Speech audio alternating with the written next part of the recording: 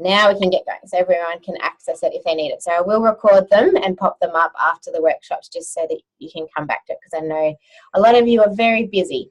All right, so let's start. So public health practice.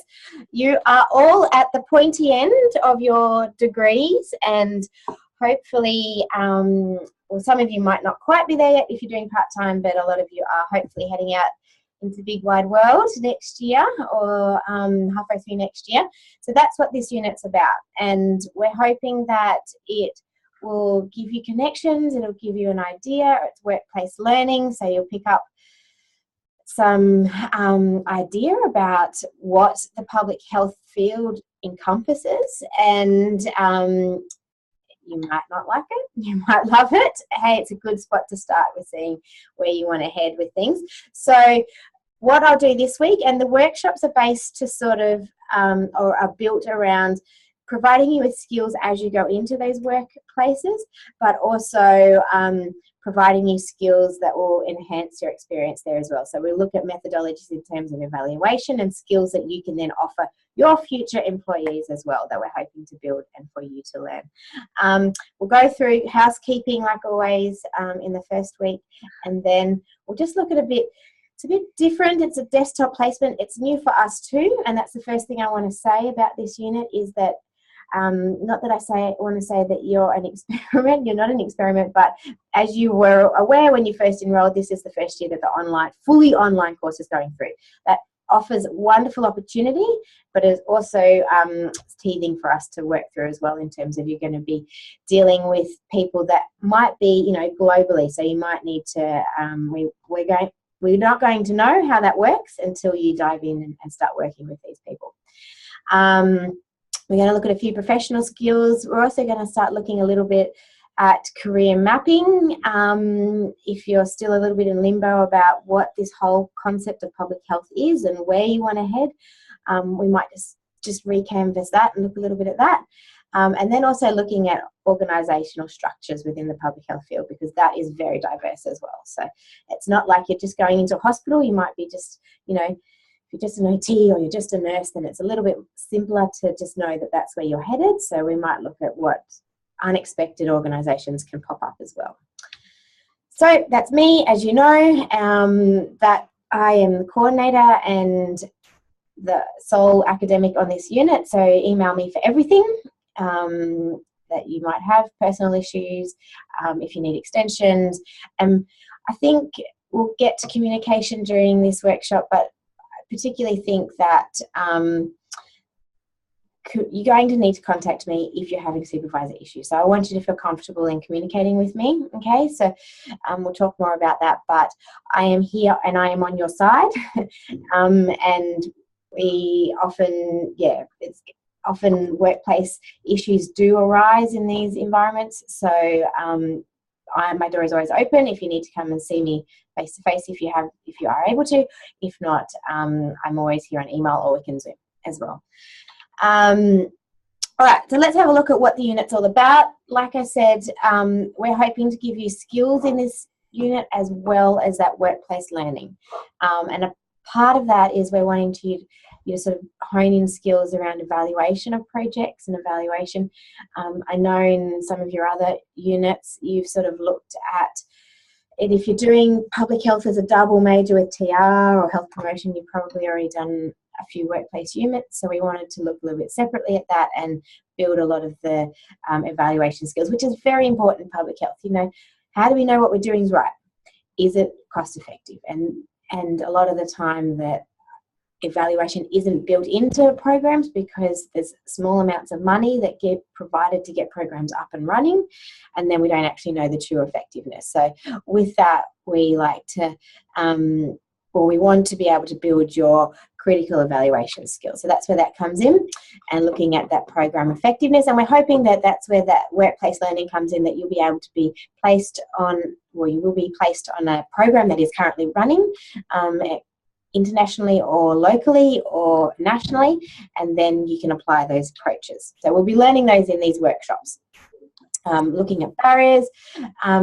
Also, we want you to be able to develop your recommendations, and those, and that's also what we see that you can hopefully provide as a professional, which you are now, back to those organisations. We want you to be able to really hone in on those professional communication skills, and particularly because you're going to be sitting separately, you're really going to need to look at developing professional oral, but oral via distance. And I think that's going to be a unique skill set that you will be developing, because it's the way of the future. Let's face it, we're all going to be sitting in our own spaces and interacting globally, but it also takes a different set of skills to be able to talk to someone effectively through an online medium. And then also looking at different ranges of evidence and integrating evidence-based practice into that decision making, and of course collaborating with organisations and individuals in a professional manner in that workplace learning.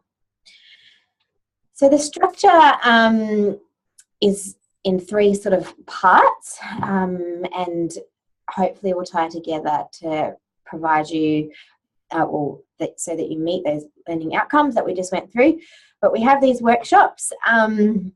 So there was an error in the learning guide, and I apologise for that, but it is scheduled for weeks 1, 2 and 3, then week 8, and then week 14. Okay, so these workshops are not compulsory, but we really highly recommend that you come, because it will enable you to then develop those skills that provide you with what you need to undertake the assessments and also those workplace learning. Okay, so that's with me for 2 hours for the first 3 weeks. Then we check back in week 8, and then week 14 will be your presentations.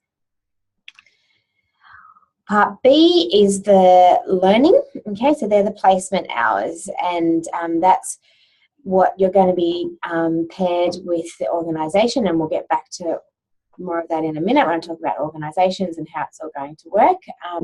And you will have a tracking sheet that needs to be signed off by the supervisor that you're with. And then the part C that ties it all together is the assessments and the delivery of your assessments.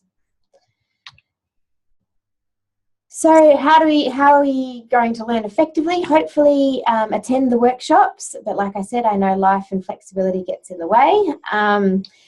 Then look at the textbook and assign reading. So each week I will still put up for the weeks that we have workshops, not when we have when you're on placement, that's separate, but for the workshop weeks I will put up folders for you to look through the readings, and I have still got readings put up for this week. It's been a little bit mental, so just check back in with that by the end of today. They'll all be up there.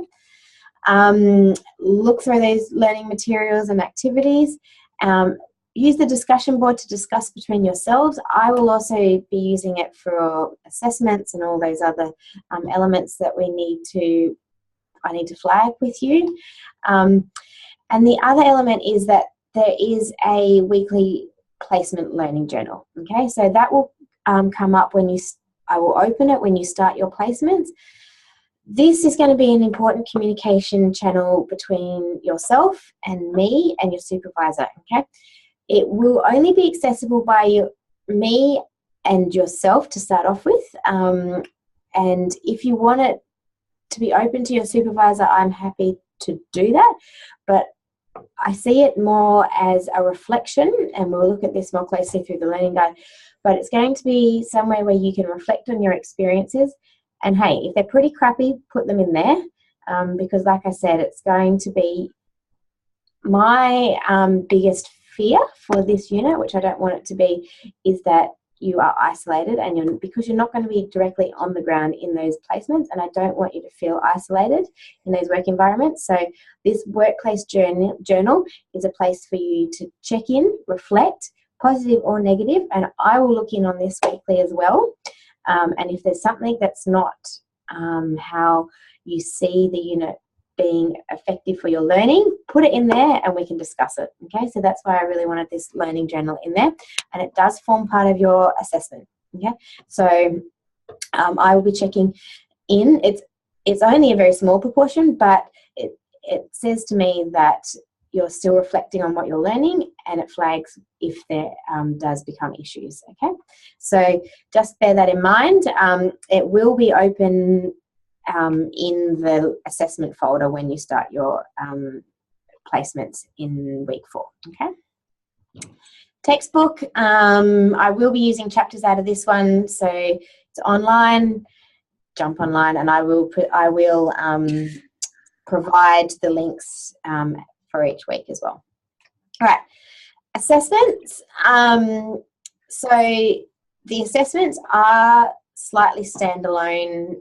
The three sort of written, and then the presentations assessments are standalone, so that if it all falls down within the placement, or you do your placement separately, some people have got credits if they've gone on mobility or whatnot, you can then come back and effectively do your assessments if need be, without affecting those, if that makes sense. So we hope you get more out of the placements than that, but it's just also ensuring that you can still pass your assessments separately. And they are a case report, so that's what you're going to be investigating when you get put with your placement. What exactly is the program running in, and it's all, these are all detailed in the learning guide, so go through the learning guide and have a look.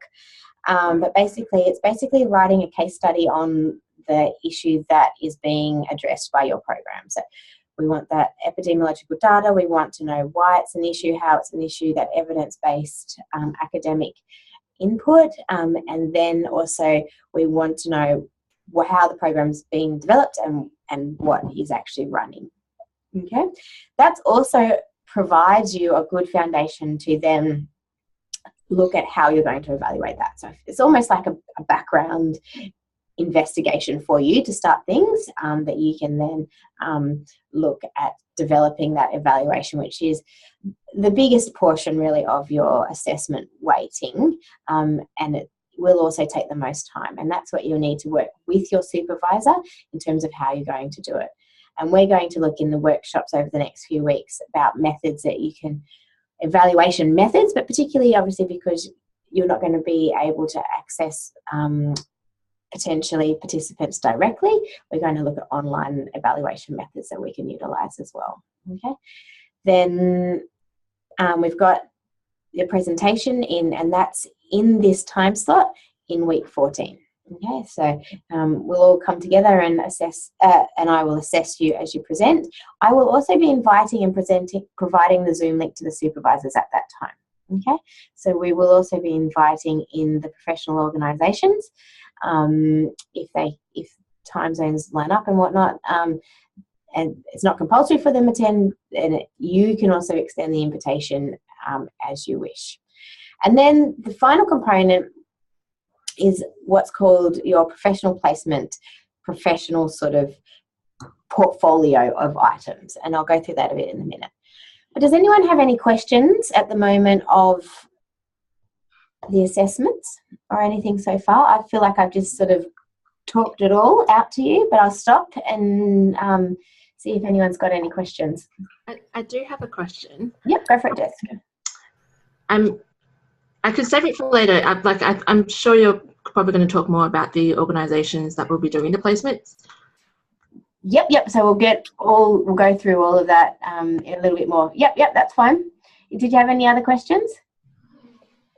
No. All right. So just following on from the assessment sort of summary table there, this is the one I also wanted to highlight because it's going to be important to keep on top of from the start. And it will look, and it is also looking at how to effectively communicate and work in with your placement organisation. So it's been set up to sort of provide a contract effectively with your supervisor from the start. And I've just uploaded the template of it, but I'll also just share it with you so you can have a look of what it looks like.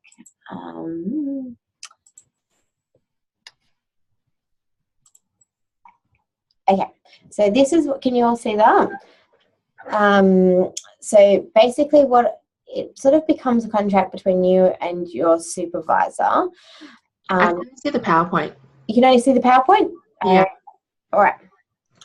Is that the same for everyone else? Yep, I've got PowerPoint. You got PowerPoint still too. Okay, let's see.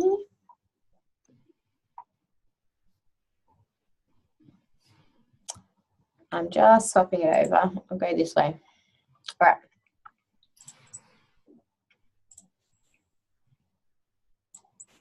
You see that now? Yep. Yep, okay. So the template is up on views, but this is what it looks like. So it's basically between you and your supervisor. And this is something that we'll workshop a bit today, but going into it, when you've got your organisation, I want you to think about what you want out of this placement, and in a realistic sense, not a job, or, you know, something that, but think we're going to work a little bit more about constructing realistic goals as well. But what skills do you want to be developing from this placement? Is it networking? Is it, you know, everyone's going to have different ideals about what they want, and we're going to sort of look at developing those. It's something for you to start thinking about, and over the next few weeks we'll be looking through them during this time as well, and then it's something that you can take to your supervisor and discuss with them and say, this is really what I want to be getting. Is this possible from your organisation? And they might say, oh no, there's no way you're going to able to get that.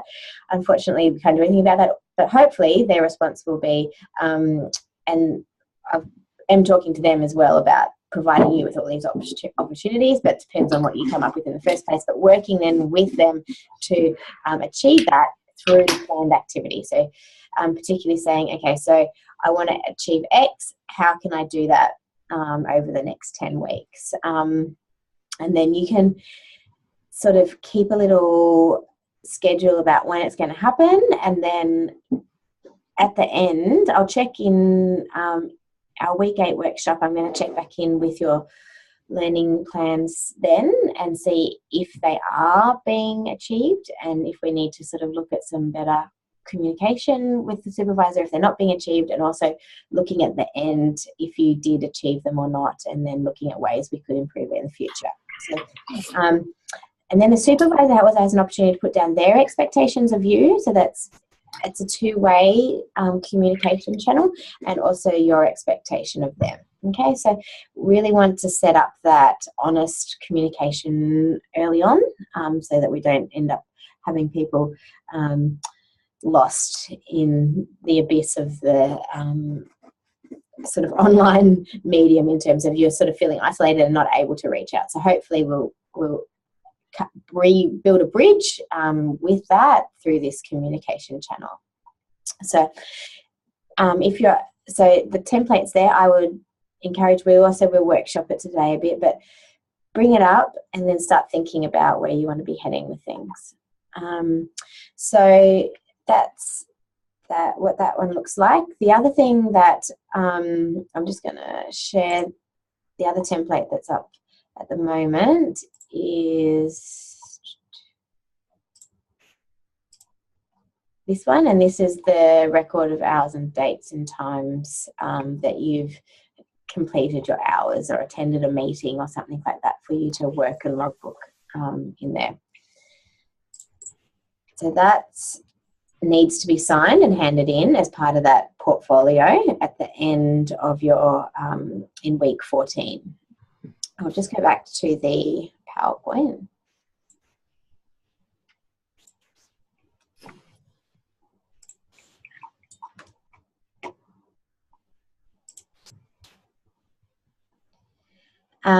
So that's the learning plan that we just talked about, and then the learning journal entries is what I talked about previously, and then finally the supervisor will provide a report at the end, and this does have a threshold attached to it, this assessment part. So basically it's saying that if supervisor is drastically unsatisfied with your performance, then we do have grounds to not let you proceed in the unit. Okay, so you do need to then, in saying that, if there is issues, like I said, that's why it's important to log all these.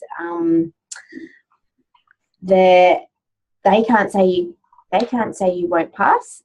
It comes back to me. So if you're logging issues in your learning journal, then I will know that there's two sides to the story. So all I can say is be diligent on your communication with me if a problem starts to arise. Okay, for 2 reasons. We can hopefully get in there early and iron out issues, and B, if issues do arise, then I will be clearly able to see where you're coming from as well. Because like I said, I'm on your side, so just bear that in mind. Does that make sense? All right, so desktop placement, we'll talk about organisations and whatnot, but I was sort of keen to hear a bit coming back to that, you know, your learning goals. What do you guys want? What are you expecting? What do you think a desktop placement should be?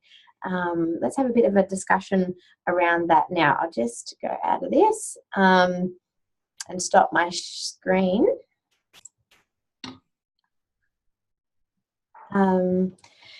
Yeah, does anyone have any ideas about how they see the placement planning out, or what they'd like to get out of the placement? I'm going to mute. I can go.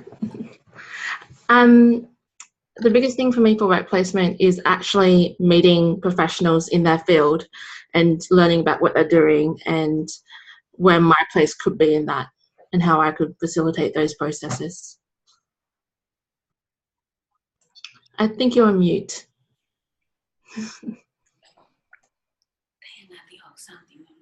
So connections and links and things?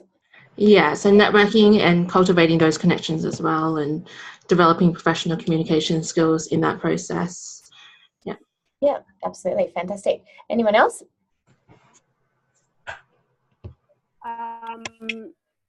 For me, I think it's just getting a clear idea of what's expected in the professional environment and the industries that, you know, like public health industries. Sometimes I'm a little bit foggy as to what each job entails. Yep. So getting a better idea of what is expected. Yep, fantastic. And I agree, it's a bit of a tangled web out there of particularly in public health, because it just crosses over so many disciplines. So yeah, hopefully you'll get a window into all of that. Fantastic. Anyone else have anything that they really want to achieve from a placement, or? I'll go. Yeah. Yeah, mine is just the evaluation. Like you said, a lot of programs aren't evaluated. And when I've done work placement before, I saw that was an actual issue. So it was just more learning how to essentially evaluate something properly.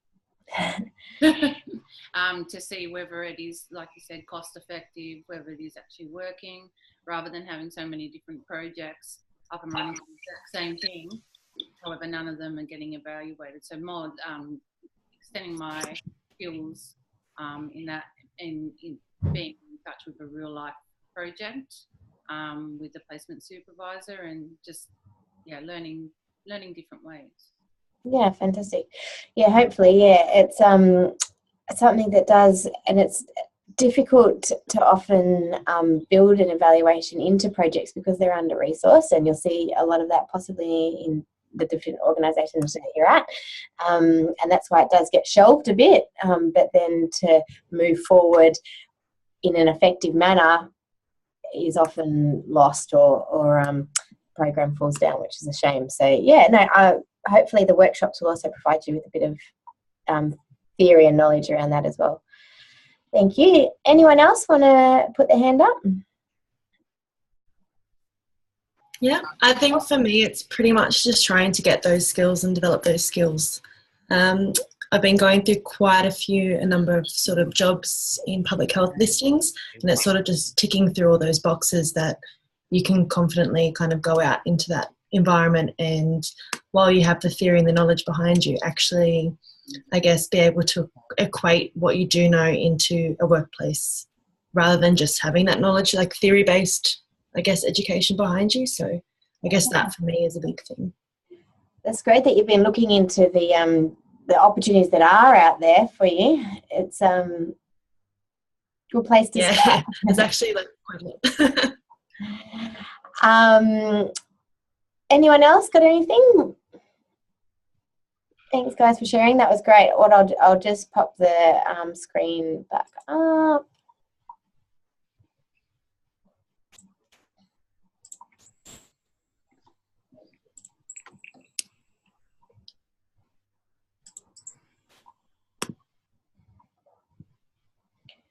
I suppose too, I just realised that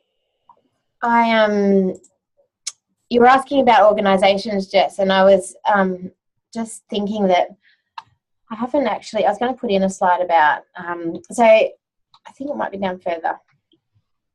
Anyway, I'll come back to that in a minute, but basically, in terms of organisations, we are still in the process of pairing you with all sorts of different organisations, so I will flag that now. It's in the process and it's happening.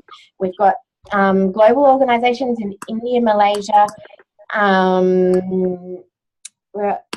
South America, and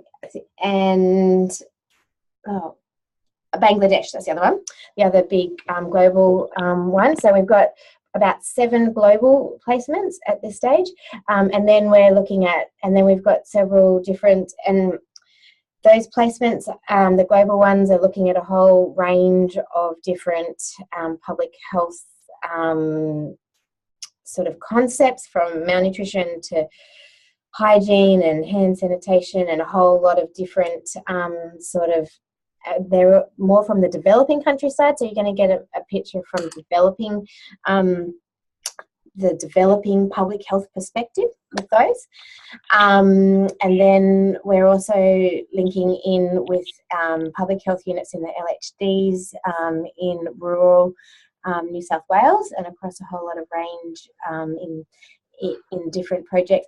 And a lot of them, I don't know specifically what you're going to be working on, because it's not, that's up to when you get in to the actual organisation. So you'll be placed in a public health unit, say out of Dubbo or something like that.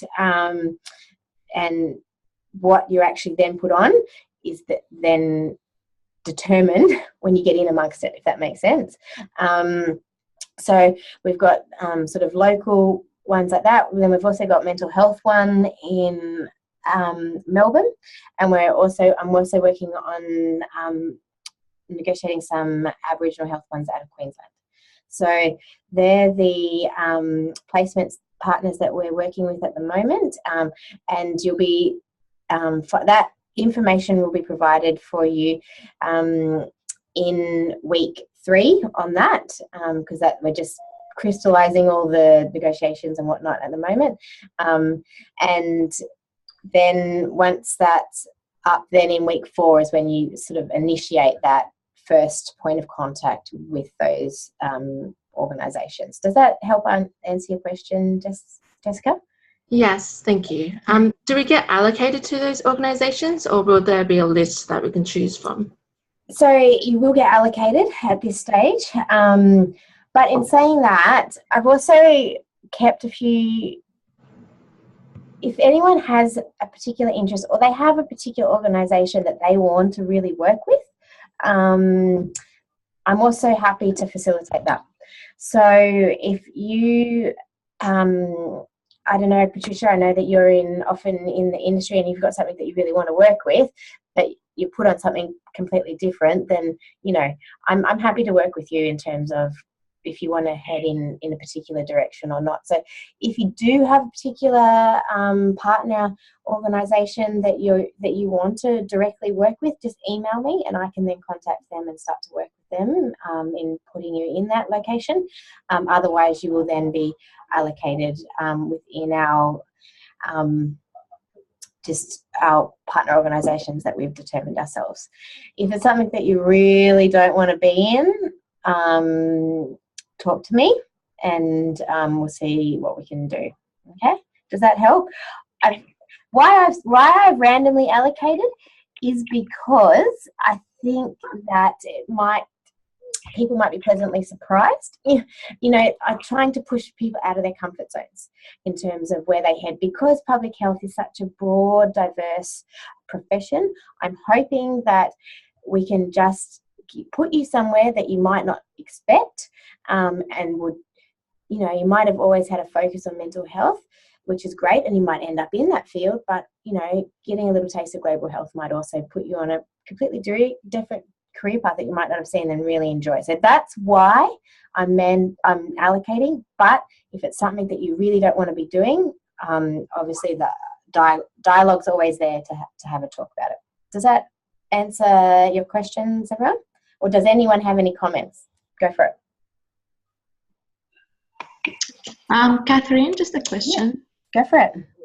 So are we going to get like a list of the different places for placement that we can go to, or, you know, like to pick from?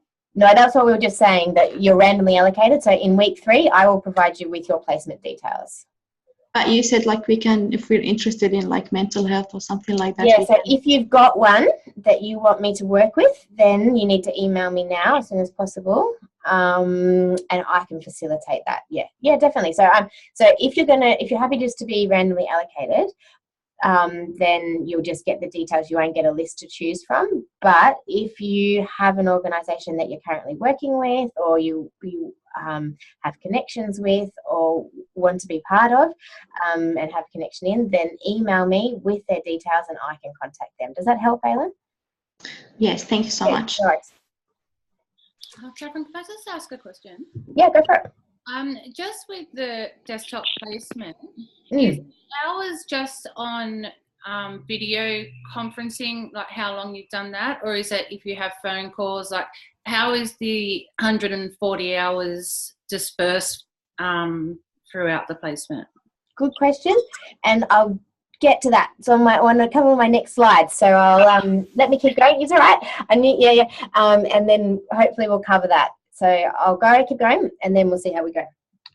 All right. So we talked about what you want from desktop placement. This is what we sort of see from, Western Sydney. You are the face of Western Sydney entering into these placements, and we're hoping it's a unique opportunity that transports you to destinations you don't necessarily or aren't able to access, say Bangladesh, readily.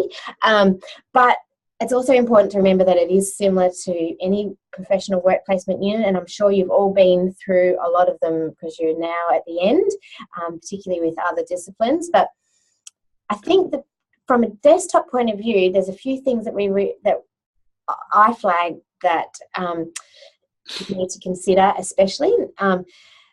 And one is that the visibility of you as a placement student, okay? So we'll come about how you get your hours in a minute, Patricia, but I see this as, I don't want you to be invisible, if that makes sense. So it is specified, and the supervisors know that you do need to meet with them, but it's also good to reach out and say, can I zoom in on that team meeting?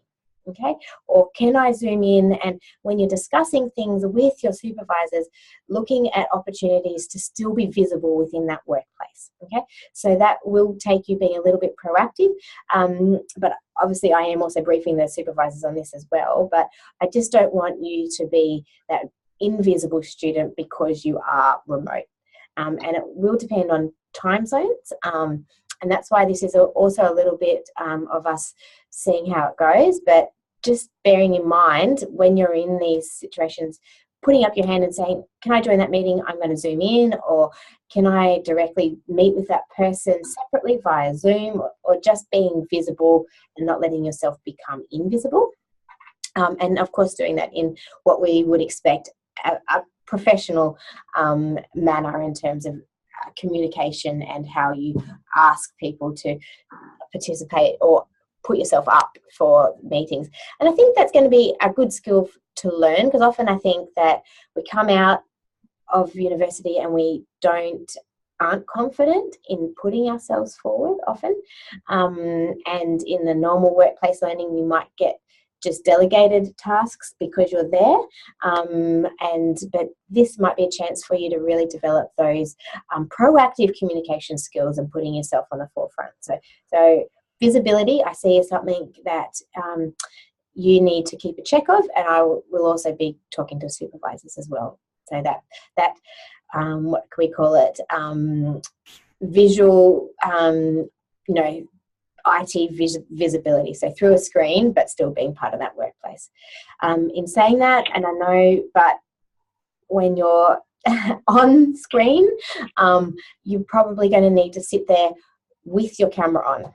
Okay, so not hiding behind a blank screen, because that isn't a very good look. And often if you're trying to develop communication channels and relationships within these organizations, which you mentioned, you're going to need to have a face. They're going to need to know that you are a capable student or a capable potential employee, and hiding behind a name on a screen is probably not going to do you any benefits. So if you're on a meeting, even if you got your pajama pants on the bottom, top up, have professional workplace dress, so that you are representing that professionalism through the long distance medium. Okay.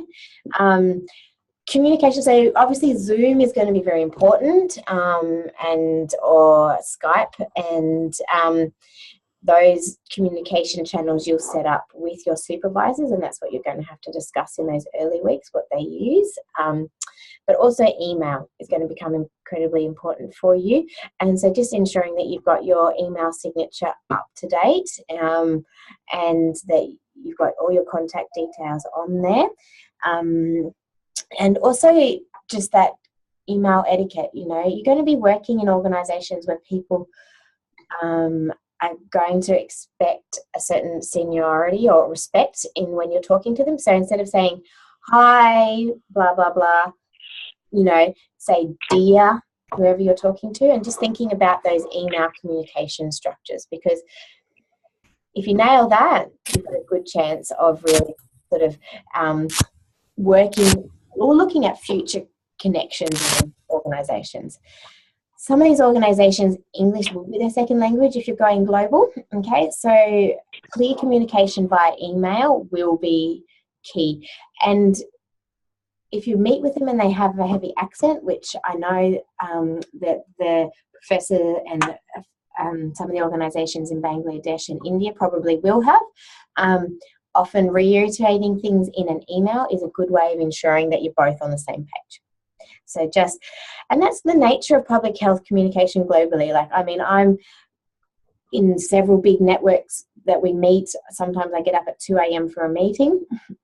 I have my pajama pants on my bottom, and with a whole lot of different levels of English communication. And I always ensure that I write an email after a meeting that sets out what was discussed, just to make sure that everyone has a record and that is understood. But hey, that's the magnificent about global public health, is you get to tap into these worlds that you never would have otherwise. So it's not a disadvantage, it's a learning experience that I think you guys will enjoy if you want to head in that direction. Make sure your IT equipment is working. You know, you're doing an online course, you should be able to have access to camera and adequate sound for all your Zoom meetings, and just always be wary about what's in your background when you're meeting with your supervisor. If you're meeting at a cafe and there's noise, if you're, you know, just think about it. You are producing your professional profile. You're producing the professional profile that you are hoping will lead to other potential connections. So if you're meeting somewhere that's not appropriate for a professional meeting, just think about that before you put up your Zoom camera. Just a little thing about remembering how to dress, which I'm sure you've all done it before. Okay, so hours and requirements. This is what we're looking at, Patricia, before, or started to talk about before. So there's 140 hours, but it is flexible. Okay, so you're not requiring to have 140 hours of Zoom.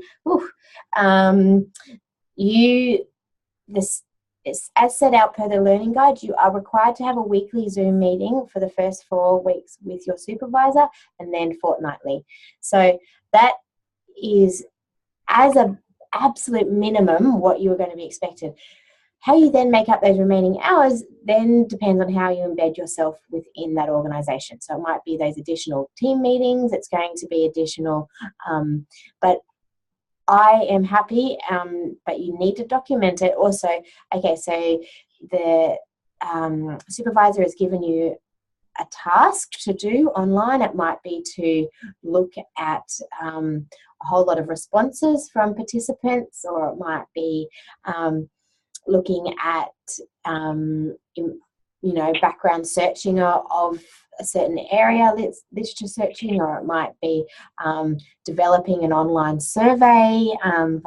All that counts in that 140 hours, okay? So document those hours as well. They're all part of that online learning process, within reason, obviously.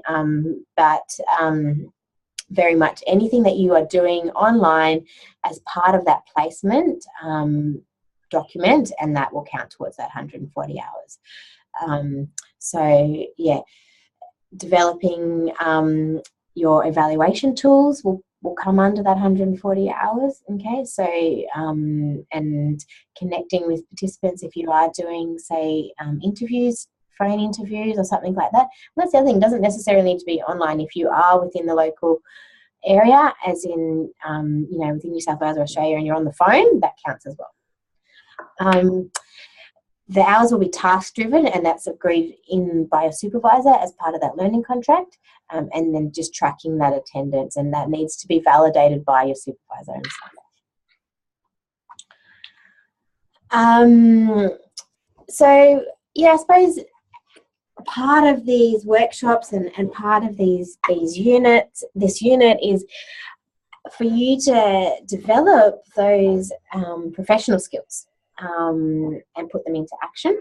And I know you've been getting professional skill discussions from probably first year throughout the course, but throughout your degree. But I suppose ones that I wanted to touch on particularly I see being applicable to this unit and unique to what you'll be able to sort of work on are some of your personal skills, in terms of you can develop your own leadership role within this unit. Like I said, we don't want you to be invisible, but that will need you to also be proactive and start to develop that leadership within your own within your own self. Believe in the skills and that knowledge. You are at the end, you're going to be, you know, you've gained all that theory and concept that you were talking about before, Madeline, and now, you know, own it and take it out there in a leadership manner. And that starts with you effectively communicating, not only with your supervisor, but with other team members, okay? So, you know, if you're discussing something at a team meeting that you see that you could lead from afar, if you are, put your hand up, okay? So hopefully we're hoping that these environments will enable you to gain a little bit of leadership and confidence in your skills as well, but it comes back to that effective communication and that professional profile that you're building. The writing, again, comes back to that, you know, those basic professional writing protocols, you know, who you are replying to in your emails. Just be wary of the seniority. Do you start with a dear, or is it just a colleague that you can start with a hi?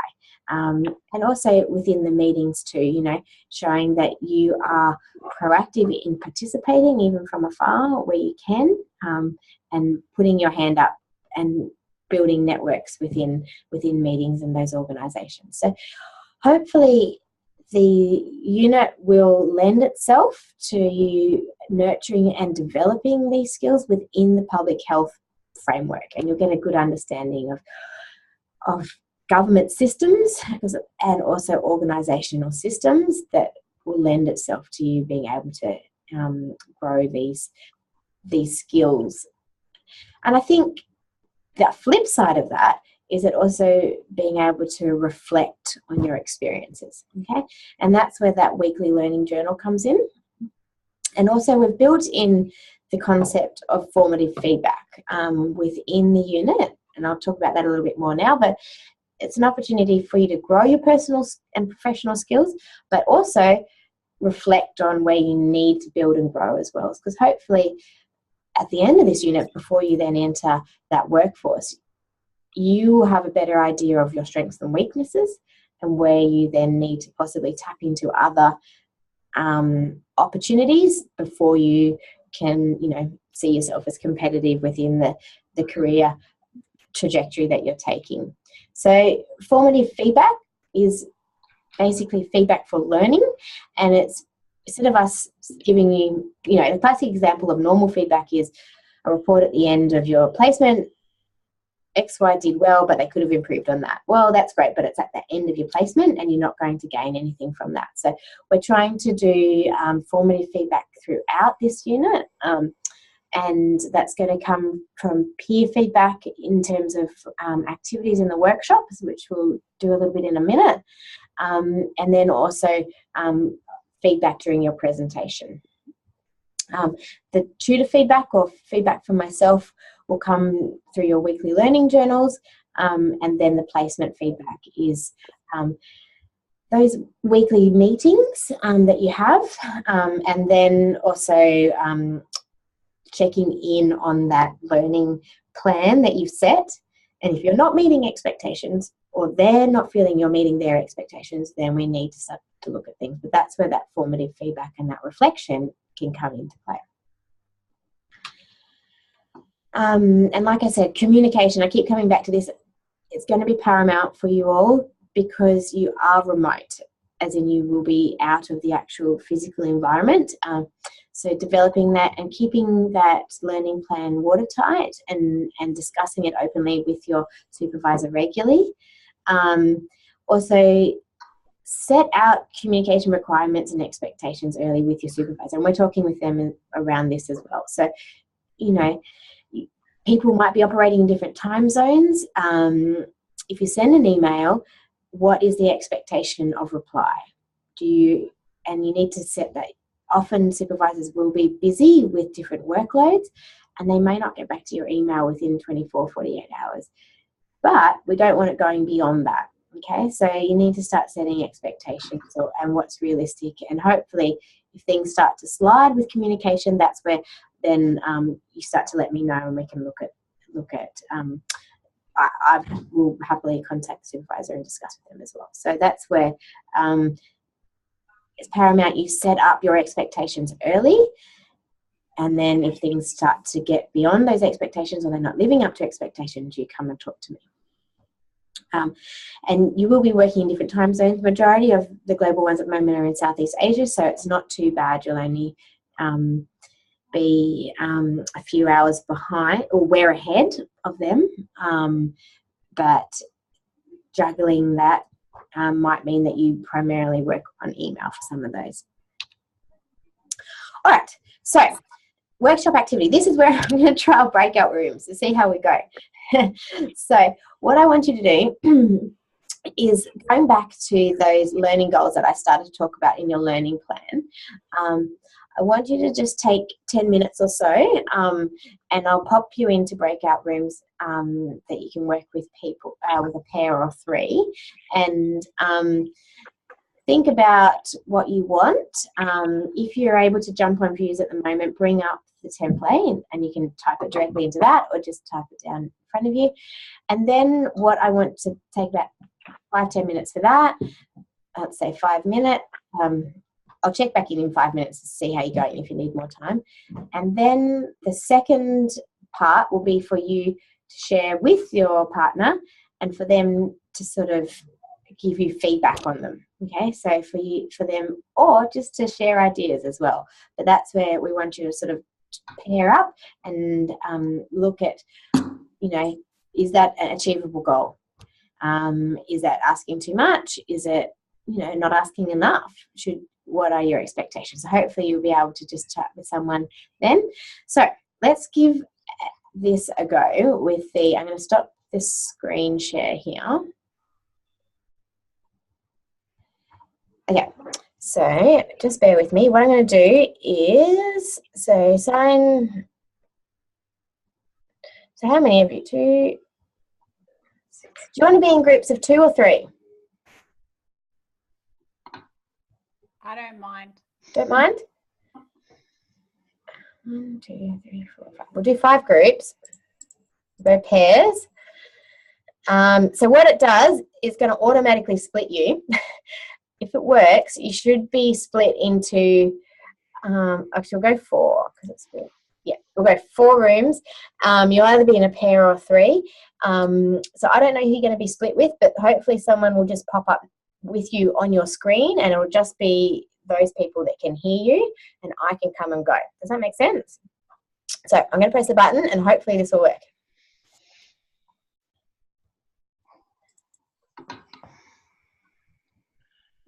Okay, you need to accept an invitation and you should disappear.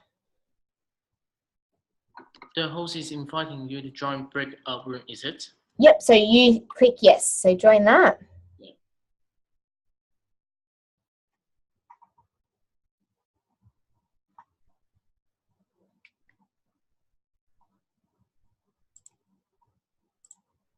To a group. Oh, yeah, I think it worked. Did you guys, you've got, hello. Can you Hello. hear me? Yay. I wasn't sure how that would work. But so you, so Madeline and Mina, you two are just paired together. So you can continue your discussion together and I'll sort of pop in and out like I did just then. But before I jump back out again, do you understand the task? You happy to continue the discussion if I jump out, or have you got any questions for me? Yeah, so we're just kind of discussing, I guess, our learning goals for the placement, yeah? Yeah, yep. And then just provide feedback to each other and, you know, Okay. one of you might have thought of something that the other hadn't and go from there. All right, I'll jump back out and I'll check in with you later on. No worries. Thank you. Bye.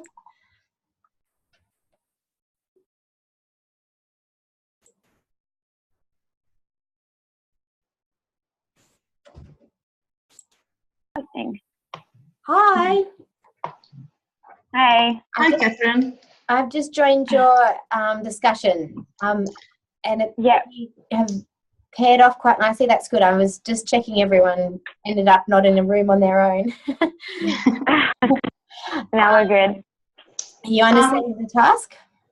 Yes, but we were just looking for that the planner, the goal planner. Oh, you didn't find it? I just found it. It's in learning materials. If you go to week 1 and then go topic 1. Yeah. Oh, okay. And it's called learning